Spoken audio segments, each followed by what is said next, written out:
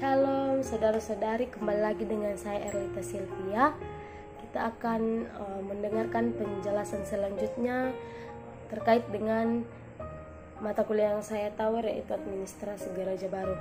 Di sini saya akan melanjutkan penjelasan di video-video sebelumnya.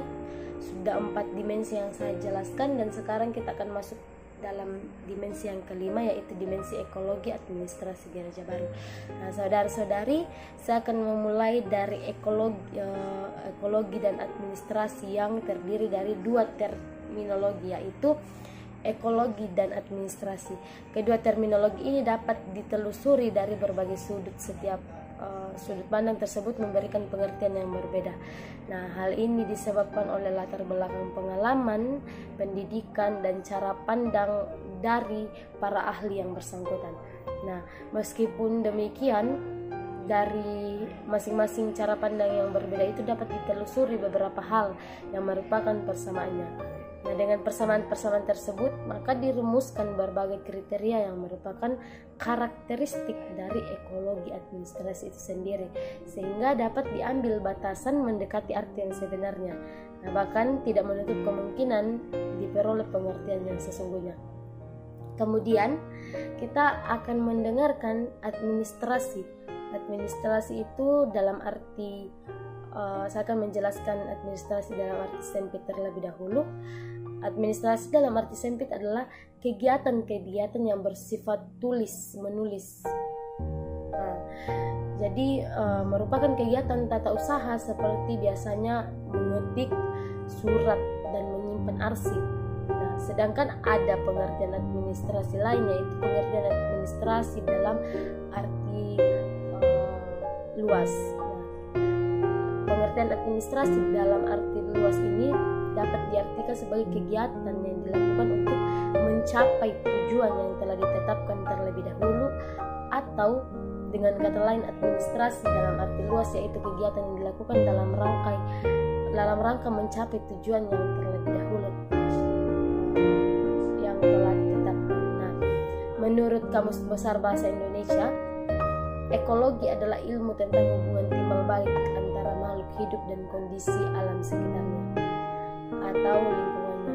Nah, saya akan masuk pembahasan bagaimana ekologi itu bertemu dengan administrasi. Nah, saudara-saudari, kita akan lebih membahas lebih lanjut lagi apa arti ekologi tersebut. Nah, kata ekologi ini pertama kali diperkenalkan oleh Ernst Haeckel, seorang biologis Jerman, pada tahun 1869. Kata ekologi itu terdiri dari kata oikos dan logos. Nah, oikos itu sendiri artinya rumah atau tempat tinggal, sedangkan logos artinya telaah atau studi. Nah, jadi ekologi adalah ilmu tentang rumah atau tempat tinggal makhluk hidup. Biasanya ekologi ini didefinisikan sebagai berikut, yaitu ilmu yang mempelajari hubungan timbal balik antara makhluk hidup dengan lingkungan. Ekologi adalah tata hubungan total atau menyeluruh dan mutual atau timbal balik antara organisme dan lingkungan sekitarnya, atau yang biasa disebut environment. Nah, ekologi adalah ilmu yang mempelajari organisme-organisme dalam hubungan mereka dengan lingkungan fisik mereka sendiri, seperti iklim, tanah, sinar, angin, dan lembab. Nah, bisa dikatakan bahwa mengenai pembahasan ekologi ini bisa dilihat bagaimana organisme-organisme itu menyesuaikan diri pada lingkungannya dan bentuk terakhir dan berakibat tercapainya bentuk terakhir bagi daerah tertentu. Nah, dari pengertian-pengertian tersebut maka dapat tarik kesimpulan bahwa lingkungan mempunyai batas tertentu dan isi tertentu. Secara praktis, ruang lingkungan itu dapat ditentukan oleh faktor alam, faktor sosial, dan sebagainya. Nah, sedangkan secara teoritis batas lingkungan sulit untuk ditentukan. Manusia sebagai makhluk hidup merupakan salah satu komponen yang terpenting dalam proses saling mempengaruhi antara manusia dan lingkungan. Nah, dalam artian bahwa manusia ini sangat berperan penting bisa mempengaruhi manusia, saling mempengaruhi manusia, dan manusia mempengaruhi lingkungan. Dalam hal ini seperti yang saya jelaskan, manusia adalah makhluk sosial yang membutuhkan bantuan orang lain. Jadi pasti akan ada hubungan timbal balik antara manusia dan lingkungan. Tapi itulah yang terjadi. Manusia bisa mempengaruhi manusia dan manusia bisa mempengaruhi lingkungan. Nah, agar mudah dipahami, maka untuk selanjutnya lingkungan ini dapat dibagi dalam 3 kelompok dasar yang dapat sangat menonjol, yaitu yang pertama lingkungan fisik atau biasa disebut physical environment. Kemudian yang kedua lingkungan biologi atau biological environment. Nah, kemudian yang ketiga yaitu lingkungan sosial atau social environment.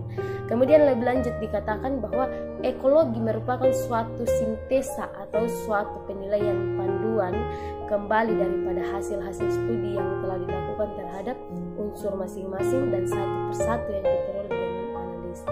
Nah, terkait dengan yang mengitari kehidupan lingkungan gereja, ada beberapa kaitannya, yaitu yang pertama Aphil Society, yang kedua corporate, dan yang ketiga global networking. Nah, penataan lingkungan gereja yang banyak dikelilingi oleh beberapa dimensi.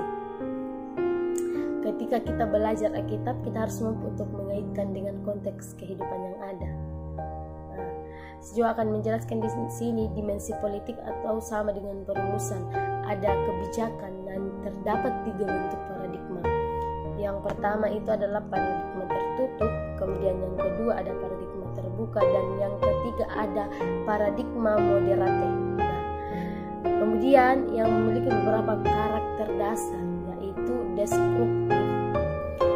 Di sini destruktif ini atau biasa disebut sebagai penghancuran.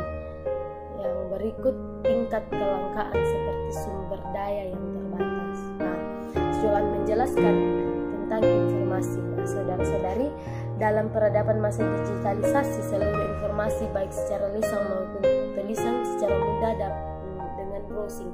Nah, inilah di sini sebenarnya ada titik terang keterkaitan ekologi dan administrasi.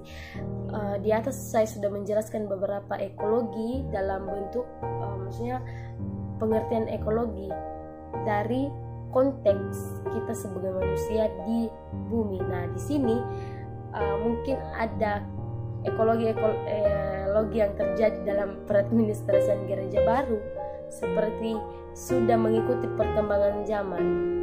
Nah, saya akan menjelaskan di sini seperti yang saya jelaskan yang pertama tentang informasi.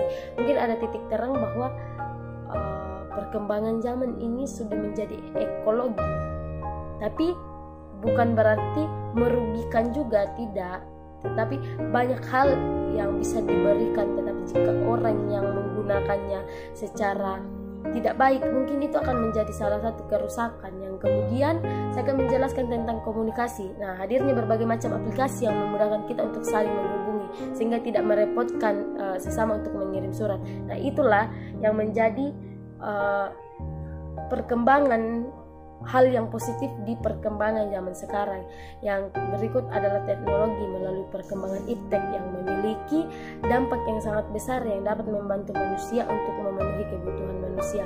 Nah, dalam dimensi ekologi gereja juga terjadi perkembangan pengelolaan keuangan. Nah, di sini apalagi didukung dengan zaman digitalisasi di mana pengelolaan uang sekarang dapat bersifat digital.